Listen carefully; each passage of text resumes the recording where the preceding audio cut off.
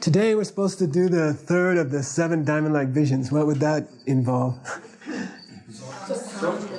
So, yeah, Gana.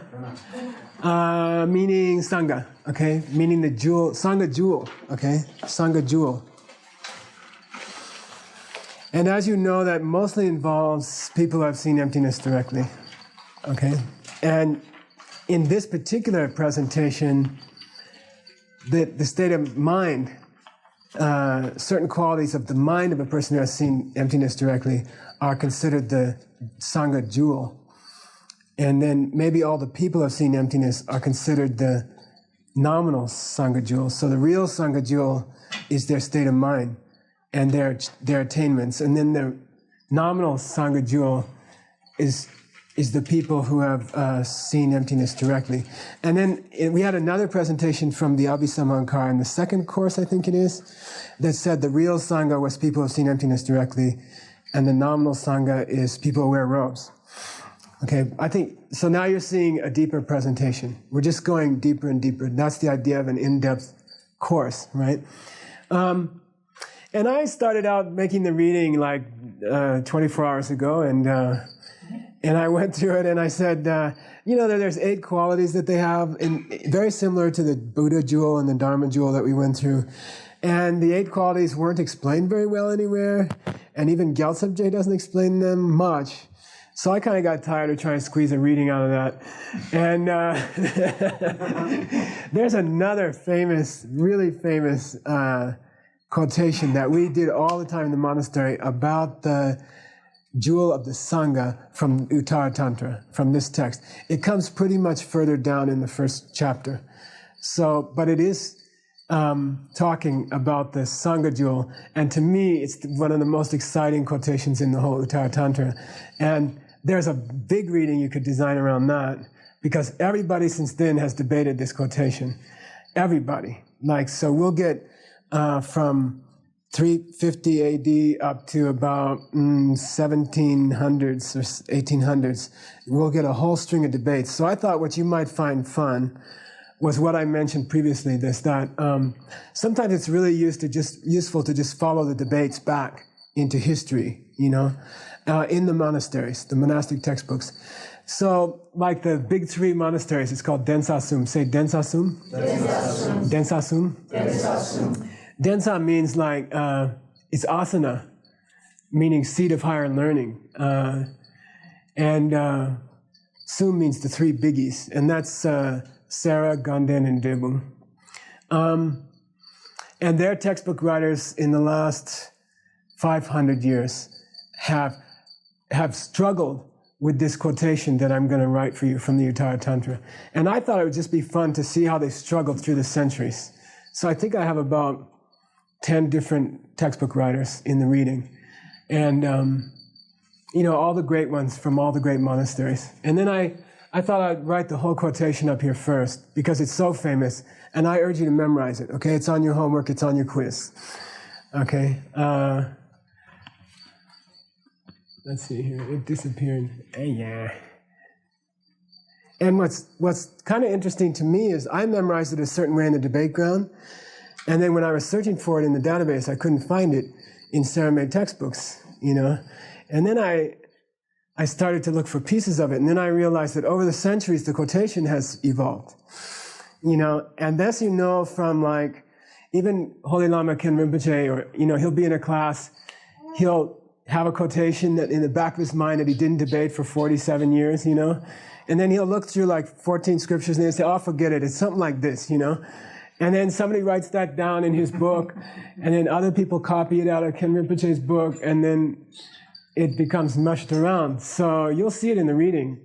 This quotation has been inverted in different ways, which makes me want to say that you guys have to be careful, okay? As you record these teachings. John Stillwell wrote me an email. He said, that's cool that you guys are doing in-depth sutra courses in Arizona. Who's gonna, what do you call it? What do you say? Archive them. Yeah. Who's going to archive them? Let's get that straight, because we still have 1,000 tapes in Godstow that we haven't archived yet, And so he was very concerned that who's going to be doing the archiving, and who's going to be sending out those courses, and who's going to make sure that the content is not, the quotations aren't all messed up in 300 years. You see what I mean?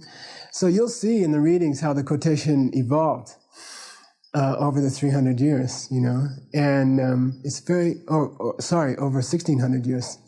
Anyway, here it is.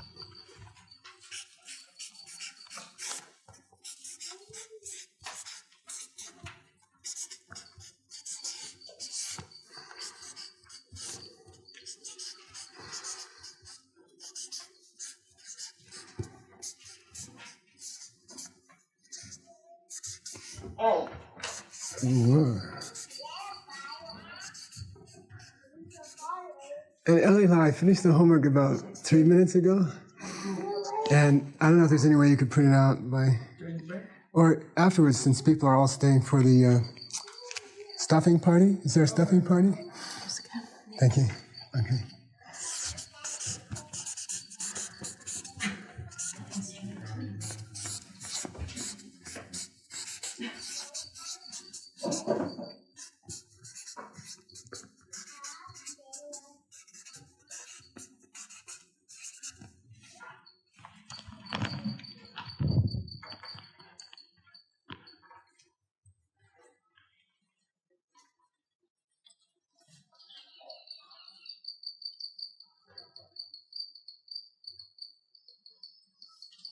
And there's a beautiful Sanskrit equivalent, and you'll have it in your next Sanskrit class, which is early August, I guess. Okay? And it's really beautiful. If you get a chance, you should do the Sanskrit of this verse especially.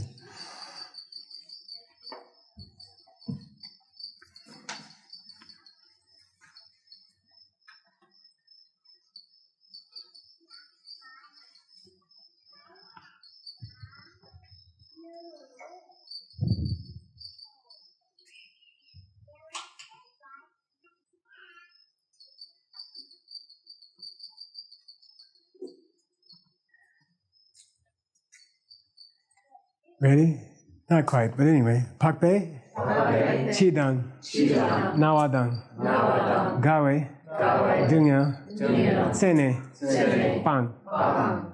Pakpe means Winston, huh? Yeah, Aryas, but Pakpe, by Aryas, okay? Aryas, Iyer in Sanskrit, Arya. Chiwa, number 4 in the prison yesterday. Yeah, you might notice some other one here. And Nawa. Keganachi, we had it yesterday. Nawa. Sickness, okay? Sickness. You've had ne in the last homework, ne, which means sickness also. So you put a da on it, it means sickness also, okay?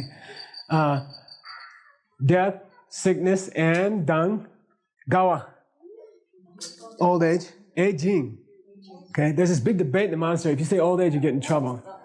Oh, so babies don't have gawe dungya? So babies don't have the suffering of aging? And then you get this big thing. Gawe dungya, suffering. Sene means tsawane. It's the same thing, tsawane. From the root. Sene means from the root. Pang means they have eliminated it. Eliminated, got rid of it. Why didn't he say tsawane, Christy? He's trying to know. Yeah, he'd blow his mind, he'd blow his meter. He'd have an extra beat in there, okay? Hear it. Pape, chidan, nawadang. It would ruin the meter, you know? So he threw in se, which is pretty rare, but it means the same thing. It's mulad from the root, okay? Mulam. Anyway, so what this is saying is that anybody who has seen emptiness directly has eliminated death, the sufferings of death, illness, and old age. Okay? Has eliminated.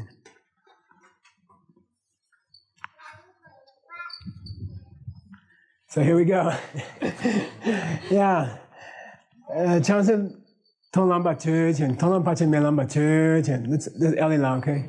Take a person who just achieved the first part of the path of seeing. They're in the direct perception of emptiness, called the uninterrupted level, right? The uninterrupted path. Chiwa dan nawa dan gawa. Death, sickness, and old age. Sene bhavata. So they've gotten rid of it, right? Yes. So, chiwa mata. So they're not going to die, right? Not necessarily. So, so they haven't eliminated it from its root. They've just eliminated.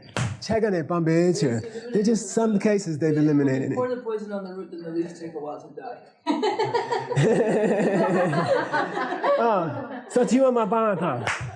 So they haven't eliminated death, then it's still going to die. So, even though this is Geshe Michael, right? So even though they've eliminated death from its root, they haven't eliminated death, right? Not immediately, but eventually. I mean, Yes, huh? They have. Yeah, duh.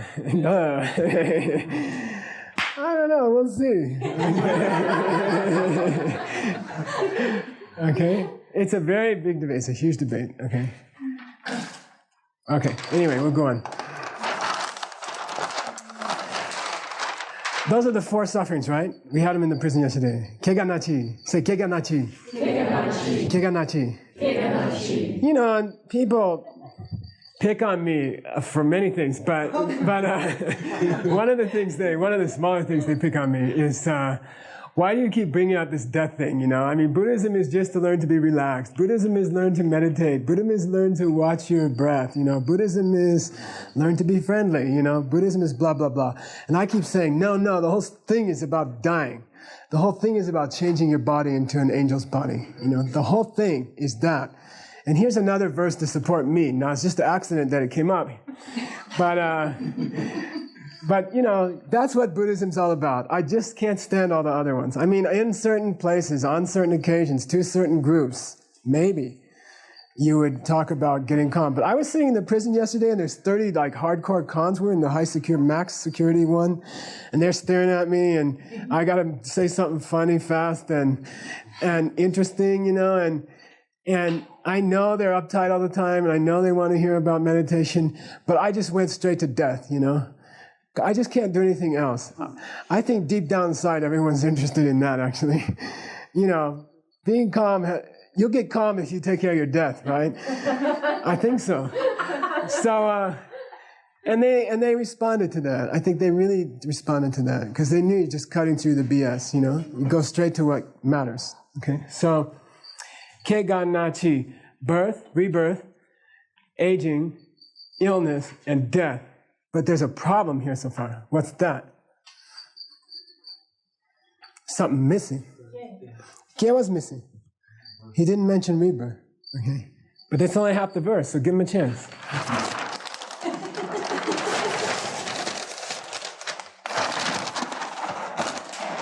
I'm going to do this thing too.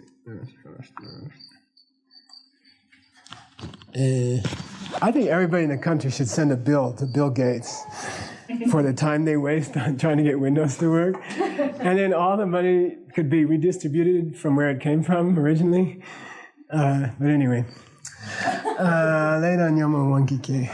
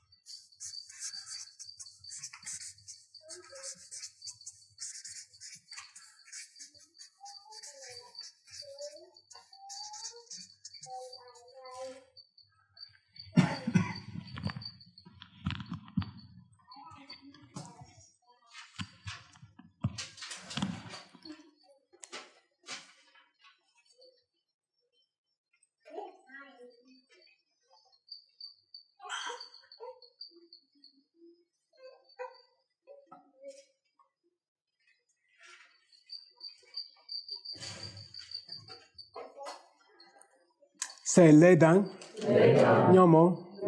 Wanki ke. Tela. Teme. Cheer. Deme. Okay. Lay down Nyomo. Two big problems in life. What are they? Karma and mental afflictions. Karma and bad emotions, bad thoughts, okay? Lay down Nyomo. Wangi means by the power of karma and mental afflictions. Ge. That's how people get born. That's why people are reborn, okay? You say that one more time, please. Yeah, Wangi means through the power of karma and mental afflictions, people are born. By the way, I'm going to read you the whole verse in English because it's on your homework. So I'll give you the translation in a minute, okay? They may don't have it, and so they don't have it. Okay? They don't have it, and so they don't have it. They may, cheer, they may. Okay? Meaning what? Who wants to take a shot? They don't have it, so they don't have it. Who's they? Yeah, Aryas don't have karma and mental afflictions, so they don't have birth. Okay, so they don't have birth. Papa lakyo meata. Let me give you the translation first, okay? Because this is going to take us on to another subject. You know, this is just a translation thing. I like to avoid the word Arya in most translations because of the connotations with Hitler and all that. So, and the new Aryan things and all that. Although it has nothing to do with Arya, right? But, so I call them realized beings as opposed to enlightened beings. They've realized emptiness, but they're not enlightened yet, okay? So it says, realized beings have eliminated death. That's the first line.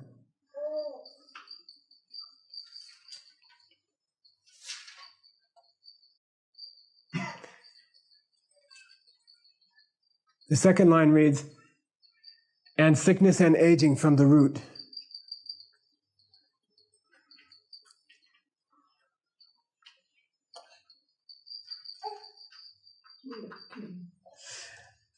Birth comes by the power of deeds.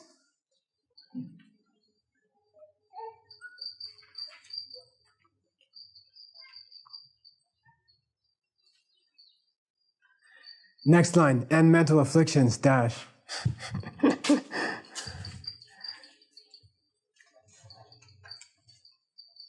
Last line, they have none and so have none.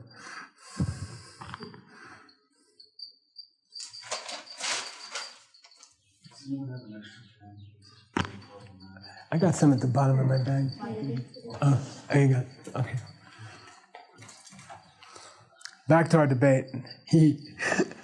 Papa lakya meata. So I guess Aryas, people who see emptiness directly don't have birth, right? Because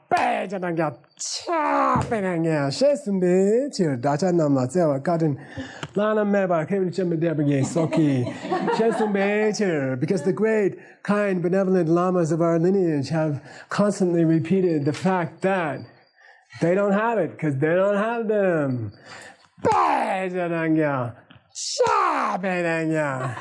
How could anybody contradict Holy Scripture, wonderful, magnificent Holy Scripture like you do? That's how Sera Mey says that. That's how Sera Mey says that when you contradict a scripture.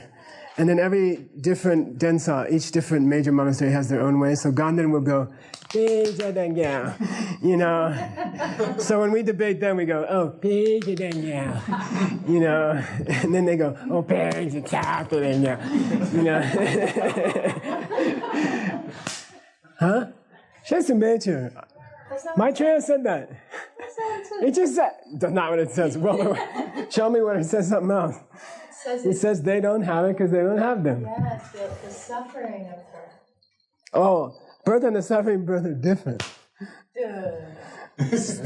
So you can have to take a rebirth and not suffer. So Papa la duk dem meata. So Aryas don't have the truth of suffering. Aryas aren't the truth of suffering. Not tonight. Huh? Not tonight. So they don't have the truth of suffering. So they don't have impurities that are related to karma and kleshas. They still have impurity. So they have the truth of suffering. They are the truth of suffering. They still are the truth of suffering. Can you be the truth of suffering and not be samsara? Are Aryas in samsara?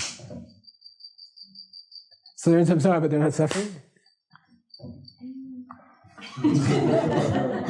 By the way, I'm not just picking on you. This is the whole crux of the whole 1,000 years of debate. And it's just exactly what just came up. You know, it's like, are they suffering or aren't they? Are they the truth of suffering or not? Much less do they have the truth of suffering. Do they take rebirth or not? What makes them take rebirth? Okay? And now I'll tell you a verse, the next verse from Maitreya. It says, Jishin yanda tongwei chir.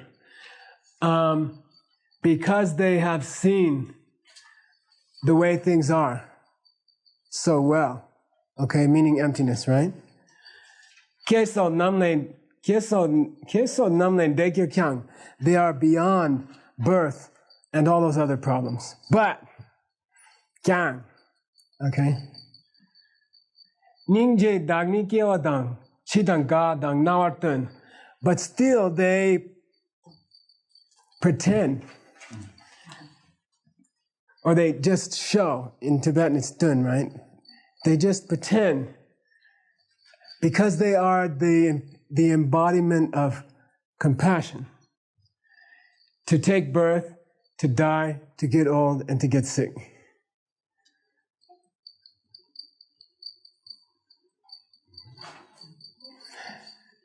Sound good? So bodhisattvas only take birth out of, we call it Ningje Dan Munlam. Okay, you should know that. Ningje Dan Munlam. Ningje, there's a new Munlam here, right?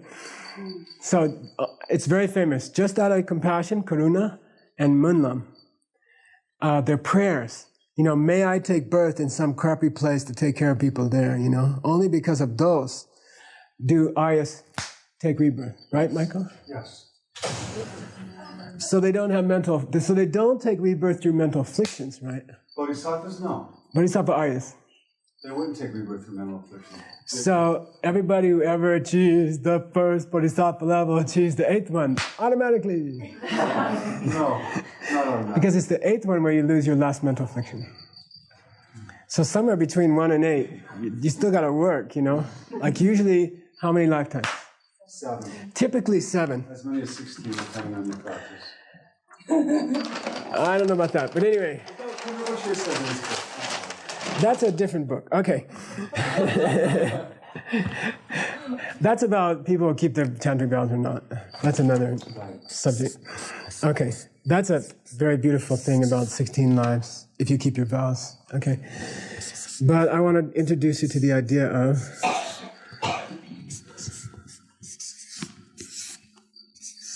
and the reading's really nice, and I'll try to work on it on the planes and stuff and email it after my vacation to LA Law or somebody.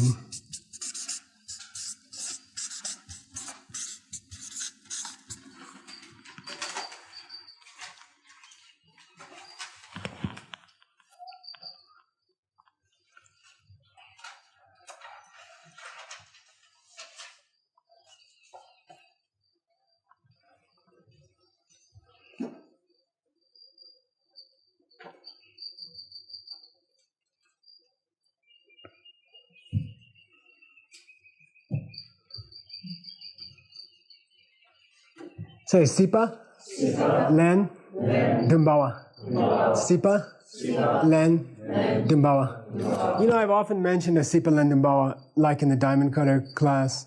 A person who has seen emptiness typically they might very typically perceive directly that they have 7 lifetimes to go to achieve enlightenment. 7 lifetimes as a human in the desire realm, okay? So this is one kind of stream enter. And I thought, I mean, you can experience these things yourself directly. It's like we were trying to do a lot of channel practices during the 3-year retreat. And what we found out is that you can get 3 years of channel practices in half an hour from somebody. You see what I mean? Because the story is all sitting and working on it. I mean, describing it to you can take a week or something. You know, you can go study it with some Lama for about a week, and you can get the entire transmission of Jetson Kappa's presentations on the channels and chakras or something like that. But then to really do it takes like 3 years of just daily, all-day practice, basically. Sipa Lendu Bao is almost the same idea. You know, I've often mentioned it to you in terms of a direct experience of emptiness. Like if you see emptiness directly, you will, in the following hours after that, directly perceive that you will become enlightened within 7 lifetimes. Okay? At least. At most. Sorry. Okay? But I thought you might like to see the scriptural backup for that if anybody ever asks you. You know? Like it's also helpful to have, you know, books you can pull out and say, well, this is where it talks about that, about the 7 lifetimes thing. So it's possible you could even have the experience yourself and then go back later to the books and find it.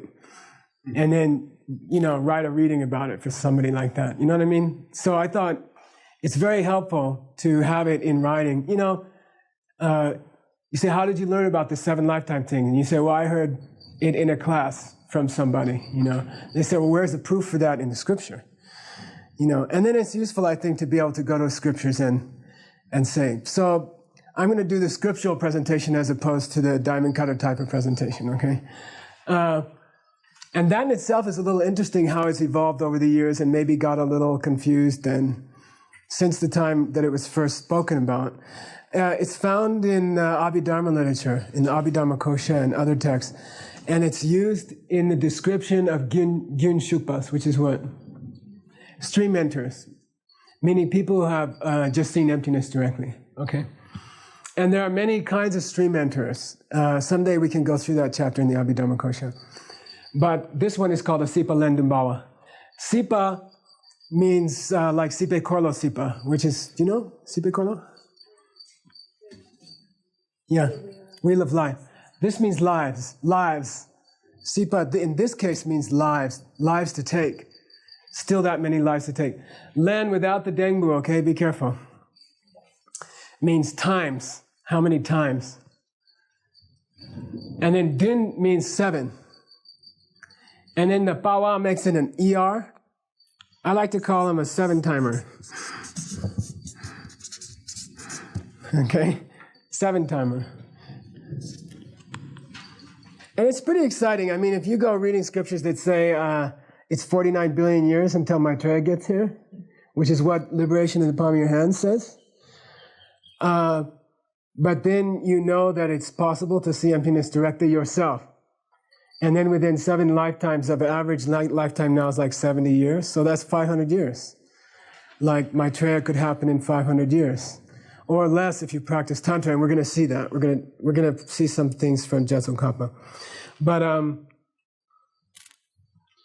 the Sipa Dumbawa thing for me is very exciting because it means you will be the next Maitreya if you just work hard on the courses, and then your meditation, and then your Dzogchen practices and your retreats, you know.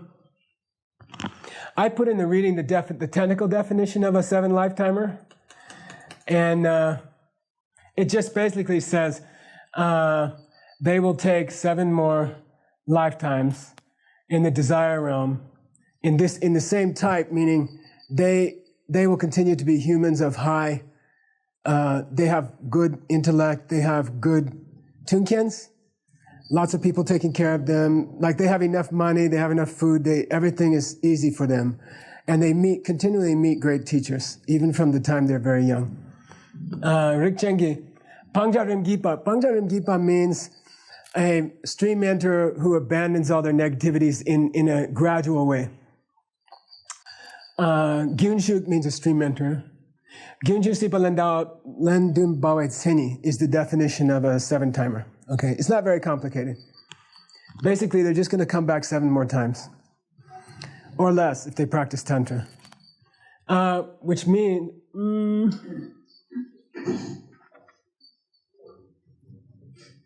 I'm gonna read you, now I'm just going to start the debate text, okay? I'm just going to go through some debates with you. And I haven't translated them yet, so we'll just go as we go.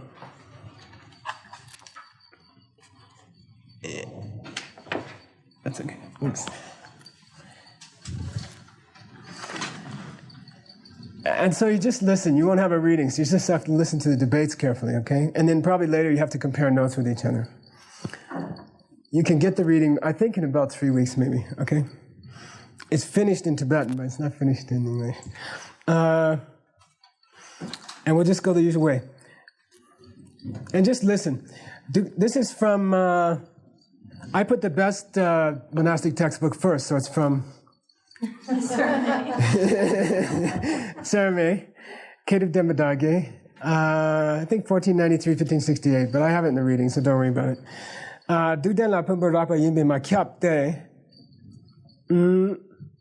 Someone can be the truth of suffering and not possess the demon of the heaps, okay? The demon of heaps. There are 4 demons in Buddhism that you destroy as you become enlightened. The demon of the heaps means the body and mind that you were forced to take on when you came into this life. Dirty, mortal, troublesome body and mind, okay? Then there's the demon of the mental afflictions, which doesn't need any explanation for anyone who's done any lay rooms or anything, or who keeps a book. Then there's the demon of death, death itself. And then there's a demon called the child of the deity named Garab Wangchuk. And that just means, it's a fancy way of saying that in the old days, when you were getting close to getting enlightened, somebody would show up and try to take you off track. You know, like just before the end, or as you get more advanced, you'll bump into some new friend who, and that's some kind of a demon influence, who will try to convince you that what you're doing is not very meaningful, or they'll try to get you sidetracked. And that's just a common thing when you're getting towards the end. They'll try to put doubts in your mind. The more powerful, the more beautiful, the more fantastic things are happening, the more the Hai Wang Badu gets into action and tries to plant doubts, plant problems, get people distracted from the real issues like that, okay? Like if you spent 1,000 days in a yurt during retreat, and then it's, you know, and you have the big rejoicing afterwards, but then you get distracted by some other thing, then that would be like Hai Wang would do, you know? Okay. So he says, you can have the suffering of, the truth of suffering. You can be the truth of suffering and not possess the demon of the heaps. You can be the truth of suffering and not possess the demon of the heaps. Okay? Can you be a person and be the truth of suffering?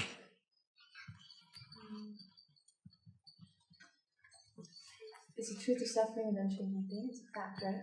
What? Truth of suffering, fact, mata. You tell me truth of suffering is a fact? Yeah. I think I got up here last class and said, what? It's a fact in the sense of the things which are that thing. It's not a truth as like a statement or a, you see what I mean? It's the reality of those things. So can a person be the truth of suffering? Yeah. All sentients, all suffering sentient beings are the truth of suffering. It's not like they have the truth of suffering, or they believe in the truth of suffering, or they haven't recognized the truth of suffering. They are the truth of suffering, okay? But can you be the truth of suffering and not have the demon of the heaps? And he says, Gyunshuk Sipalan Dubawa. Which means what?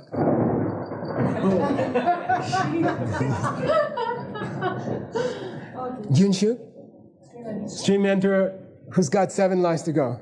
Okay? Dukten yin kyang. What? Yin. Suffering. They are the truth of suffering. But, kyang means but, okay? Pumbadu mayin. Pumbadu mayin. They are not the demon of the heaps. Chitte. Genden konjo yimbecher. Genden konjo yimbecher. What? They are the Sangha Jewel. They are the Sangha Jewel. So what the monastic textbooks do, they are pedagogical, they are debate, they are dialectic. You know, they don't sit there and tell you, now look, there's like 3 kinds of stream enters, and in the third one, he has the truth of suffering. He is the truth of suffering, but he doesn't have the demon of the heaps because he's the Sangha Jewel. They just present an argument between 2 people, and then they go on.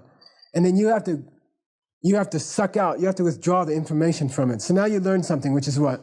You learned a bunch of stuff. You learned something about Sipa Lendumbawas. You learned that these 7-time guys are what? Truth of suffering. They are the truth of suffering. They don't possess the demon of the heaps because they are Sangha Jewel. So then you can derive this thing that anybody who gets to be Sangha Jewel doesn't have the demon of the heaps, right?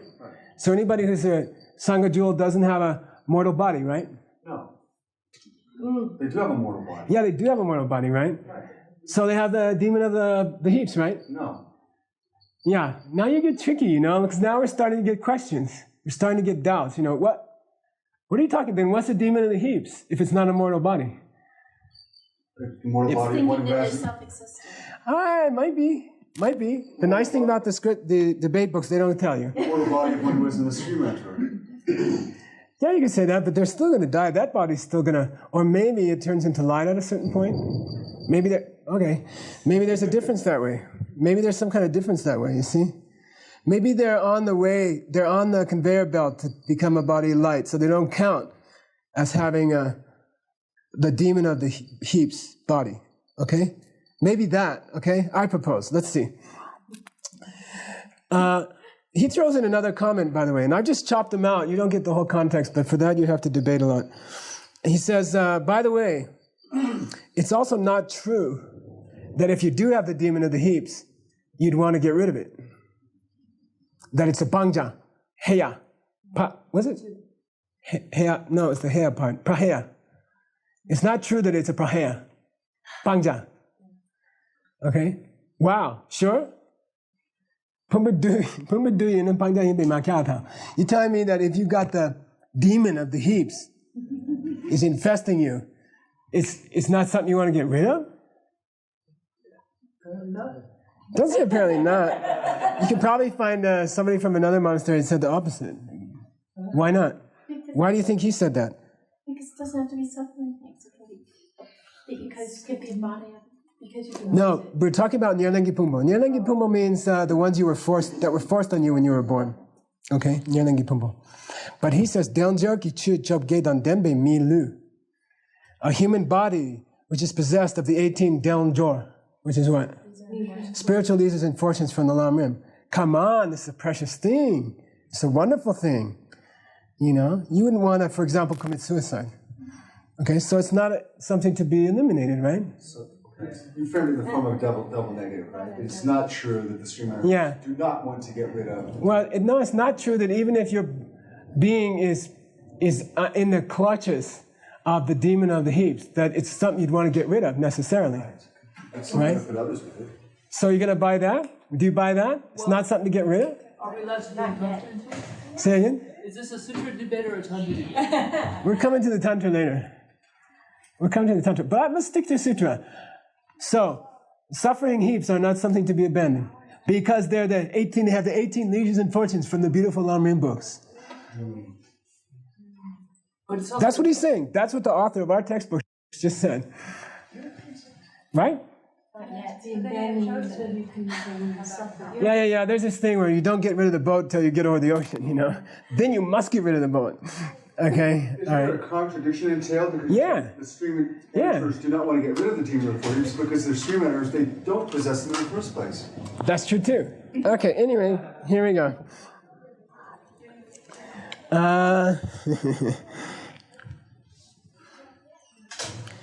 Then he says a little bit, you want some detail? You want to sit here for hours? I don't know. Yes. Okay. And by the way, it's not even true that if something is the demon of the mental afflictions, it's a mental affliction, he says. Just in case you were wondering. You got an idea? We need a chuchen, right? We need a chuchen. We need that example which proves the exception. I'll say it again. He said, by the way, that thing about the demon of the mental afflictions, something can be the demon of the mental afflictions and not be a mental affliction. And not be, he throws in an adjective that he hopes you don't notice. A manifest mental affliction. So it could be latent. Yeah, could be a latent mental affliction, but he goes further. He says you could be in a way you could be mixed up with mental afflictions and not be mental. Like he's really pushing the envelope. Anything caused by mental affliction. That's in one way, but what would be a mental affliction demon but not be mental? Work on that. By the way, I mean, Rinpoche brought us up on these. I mean, we read these. We didn't do the ACI courses, you know. We only read these. So, you know, for anybody who was there for 30 years ago, it's easy. Nyamongi Saban, say Saban. The Bakchak. Bakchak. Nyamongi Bakchak. Yeah? So you telling me Bakchak's not mental? Not manifest. Yeah. Well, A, it's not manifest, but B, it's not mental at all anyway. It's an energy. It's a potential. You see, if you split the whole world into mental, physical, and stuff in between, where does it go? It goes in between. It goes in the Demenduchis, okay? It's a power. It's a potential. It's an energy. It's not mental. It's not cognizant. It doesn't perceive anything, you see? It's just an event waiting to happen in a way, okay? That's a Bakchak. So Bakchaks stay in your mental continuum. Mind, but they're not activated. They're not mind. They stay in your mind, but they're not the mind. So they're seeds without causes and conditions for ripening. Whoa! I don't know about that. We'll debate that later. Then he goes into this long story about how you don't have to be the son of the deity, the child of the deity, mental affliction, which just means someone who distracts you. You don't have to be a child of a deity, but you knew that. Okay. Okay, here's another debate. Let's talk about a bodhisattva on the third level. Can you think of one? Arya Asanga, according to the scripture, you know, by the end of his life. Okay. Did he get rid of the rough form of the demon of the heaps?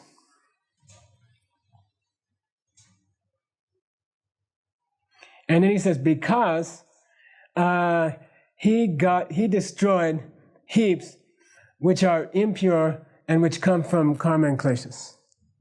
We can agree to that so far, right? I think.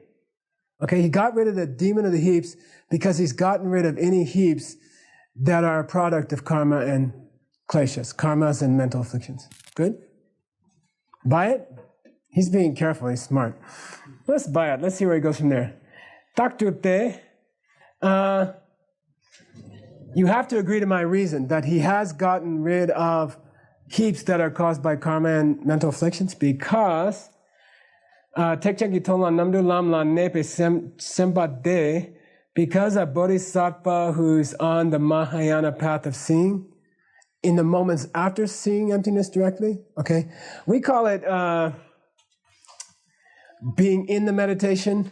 And then when you get up and start walking around like an hour later, then we call it namdro. Namdro means at that point, when you start to, you're already free of all the problems that seeing emptiness directly eliminates. So you're in a state of liberation in a sense, okay? Because bodhisattvas who have just seen emptiness directly are walking around in the 24 hours after that, right? They have gotten rid of rebirth and death, which are created by karma and mental afflictions, because the Uttara Tantra says, and every single debate I have in here has this same quotation. Okay? I wanted you to see how 10 different people in the last 2,000 years, 1,700 years, have used the same quotation to prove what they want to prove. Okay? And it's not bad. I mean, it gives us insight into the meaning of the quotation. Okay? And then he just quotes those lines. And he says, by the way, moreover, if you're a person who has just reached the first bodhisattva level, because you just got bodhicitta and you just saw emptiness directly, I say you must have gotten rid of the... Are you telling me that they have gotten rid of heaps which are created by karma and kleshas. Are you telling me that from that quotation? I mean, our guy, us come up to the other guy and say, are you telling me that? The guy already just agreed to our quotation. So he said, do you think the quotation proves what we were trying to prove? Say yeah. Okay, good. Okay. Dake, duna, dake means, well, you agreed, right? Duna, chansem jorlam be, tekchengi tonlam, topma tape, say, chansem tonlam be gula, lenyungi, blah, blah, blah, blah. Okay, anyway. Let's talk about a person who's on the path of preparation, which happens just before what? Seeing emptiness directly, okay? Path of preparation. They're on the Mahayana path of preparation, and they've just achieved the path of seeing, right? Just achieved the path of seeing. Are you saying they don't have heaps which are a product of karma and kleshas? Yeah. Whoa. You can't agree. Because the guy who was on the path of preparation had a body which was created by karma and kleshas. And, gangshik, right? Gangshik means, and, because they are the same, the bodily continuum. I mean, 10 minutes later, he's an Arya. So like 10 minutes before, he's got a body that was produced by karma and kleshas. Are you saying that 10 minutes later, he has a different body? Then he just leaves you like that, okay? And you have to think about it. And that's what they do, and Rinpoche would do that too, we'd say, but what's the punchline, Rinpoche? And he'd say, you go cook it.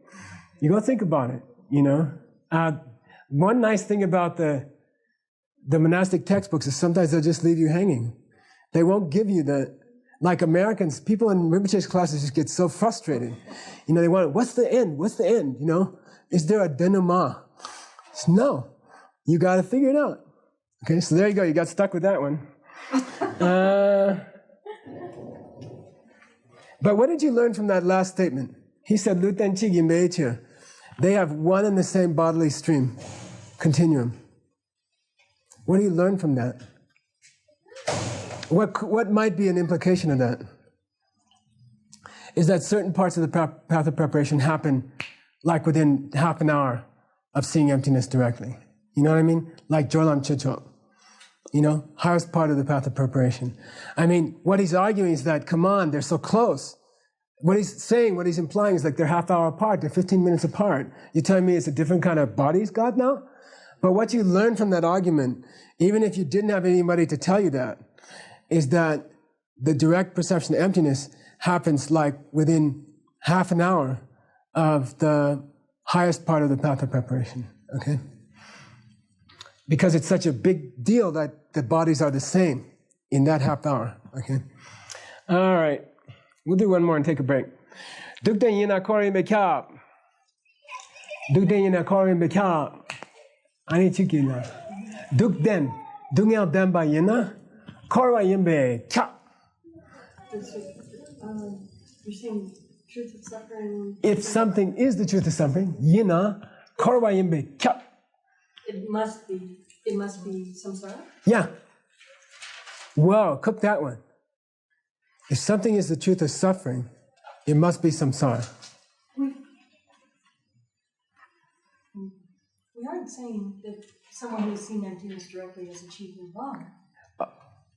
Are we saying that? We can't be saying that. No, we can't, right? Because what? Because they haven't permanently ceased all their mental afflictions. Right. That's a long ways away. That's 490 years away or something, right? At least, Well, at most, maybe. But anyway, what do you guys say? This is the kachigma. Kachigma means what? One mouth, which always means the other guy, the guy who's saying the wrong thing. I mean, luckily they identify who's saying the first thing, right? So if you're like this 13-year-old kid in the monastery, you know it's wrong already, but you just got to figure out why. He says, the guy who's always wrong says, if something is the truth of suffering, it must be samsara.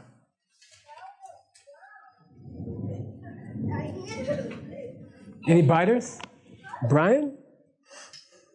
All you have to do is find a mituncho. You have to find an example that doesn't fit that. An emanation appearing to a samsaric being. Okay, an emanation appearing to samsaric being. Is it dunya dhamma? Is it truth of suffering? No. We need something which is the truth of suffering, but is not samsara. But if it's appearing to that being, then it would have to be in samsara. For whom? Yeah, right. But who's the truth of suffering? The guy seeing the emanation is the truth of suffering then. The Buddha, from the Buddha's point of view, the emanating Buddha is seeing themselves in samsara. In samsara, but they're not the truth of suffering. Well, then they would have to be the truth of suffering if that was correct. Oh no, he said the opposite. If it's the truth of suffering, it has to be samsara. Which basically, if anything is screwed up, it has to be the truth. It has to be samsara. From whose side again? Well, let's go on. Let's consider the impure vessel of the world. This world that we live in. Okay? That's his counterexample. Okay, you gave the example of a deity emanating as a normal being. He gives the example of the world we live in. The suffering world we live in. So what's the guy going to come back with now? The opponent. He's going to say, are you telling me it's the truth of suffering? Yeah. Are you telling me it's not samsara? Our guy, our boy, came and said, take the world, suffering world, impure world. Which means he thinks it's what? Truth of suffering, but not samsara. Whoa, let's keep going. Horayamata. I guess it's samsara, right? And the guy says, why did you say that? It's the truth of suffering. Okay? I like this one. I remember this one. I busted my head on this in Sera.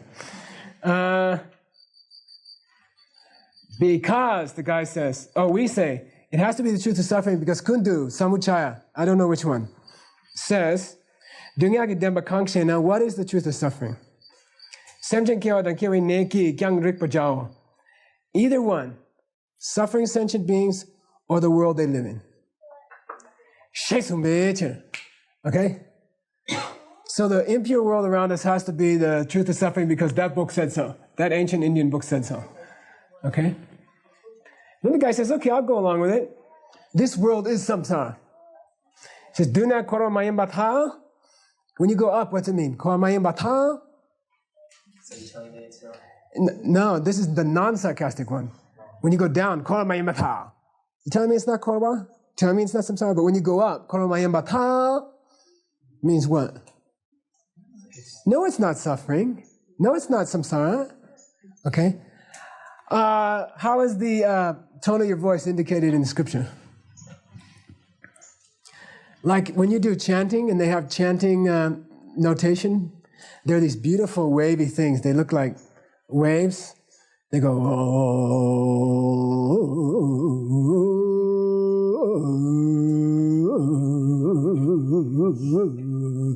and they draw this line like that, you know. But there's no line like that here. How do you know his voice is going up? You just have to figure it out from the context. Sorry. No. If what he says is true from what you figure out later, he must have gone up. Okay? Sorry.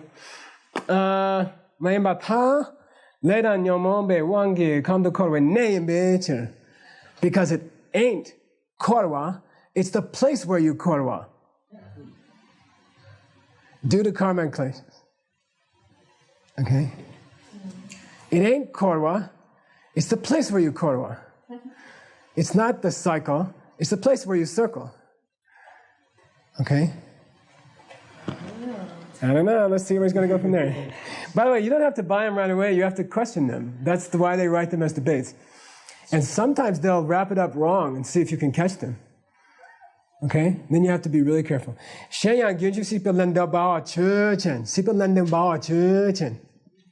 What's that? Seven timer. Churchen means, let's talk about a seven timer. Take a seven timer, okay? We can do all this in Tibetan when we start the university, and we'll be debating. I'm thinking English, Sanskrit, and Tibetan. We'll debate. Different groups, of course. Or maybe all the same. Anyway. Korwa Yimbata. Are you telling me he's... In samsara. No, he said Korwa Yin. Are you telling me he is samsara? Right? Why? If I'm the debater, you're the good guy, I'm the bad guy. You said to me, Korwa Yimbata. You telling me a 7-timer is samsara? I said, teacher, why'd you say that?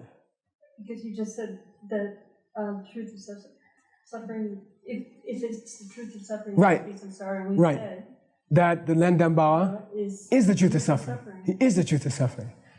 Okay, so I'll go over it again. You, opponent, said that if something is the truth of suffering, it has to be samsara. So let's take that 7-timer. Are you telling me he's samsara? Why'd you say that? I didn't say that. But he's the truth of suffering, isn't he? That's how far we are right now. The guy's got to say what? Yes. Yeah, he's the truth of suffering. Of course he's the truth of suffering. Le nyun ki wang ki korwe nesu rangwang me par kyawalembe semjen yimbecher. Here's a tough one. Because he is a sentient being who is taking birth in the place called samsara helplessly due to his or her karma and kleshas. That okay? Well, I don't know. We got problems here. We got inconsistencies between the texts. Now this guy's saying he has to be the truth of suffering because he's going to take more births in samsara due to the power of his karma and kleshas. Okay? And this is a good textbook writer. Who is this? Let me just check. Oh, this is ours. Okay? This is Sera Mey. Okay? Now don't forget that he said that. Keep that, Semla Jakchu, keep that note in mind, okay? He said this guy helplessly has to take birth through karma and kleshas. We just heard Maitreya saying what? He takes place through what? 2 things. Manlam. Oh. Compassion and prayer. Yeah. Nyingje and Manlam. Compassion and prayer. Prayer, may I be born in a land full of like they call Lalo Lumba, means barbarian land, like America. Okay? Dharmically. Then he says, Duna. Oh, then the other guy breaks down. He says, okay, he's samsara. I said he had to be, right? Because he's the truth of suffering. He is samsara.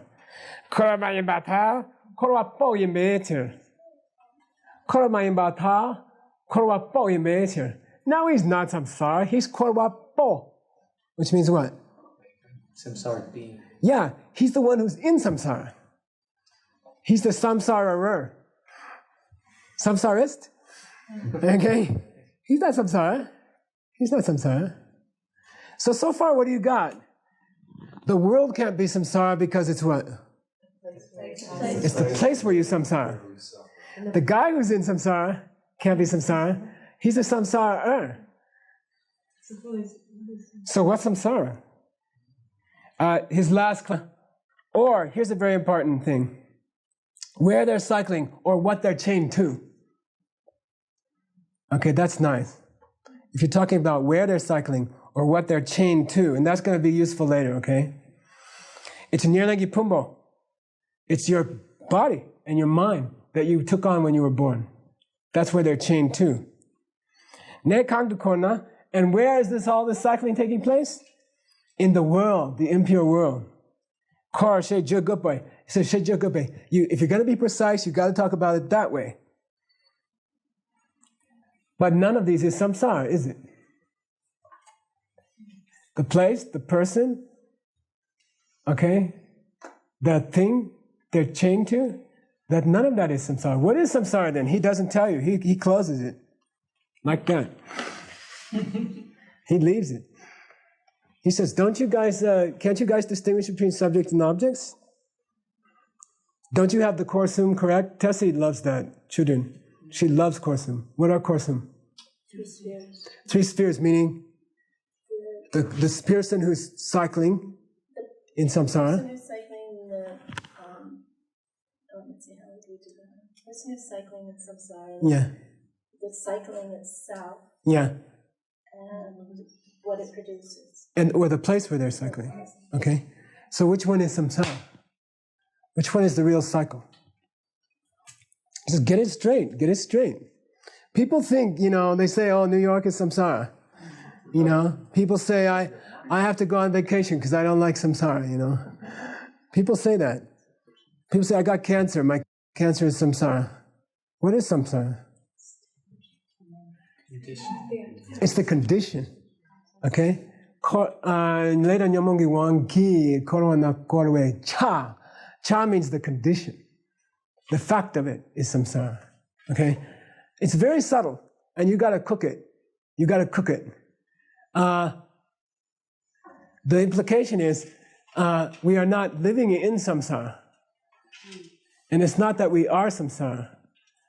It's that the condition of being here is samsara.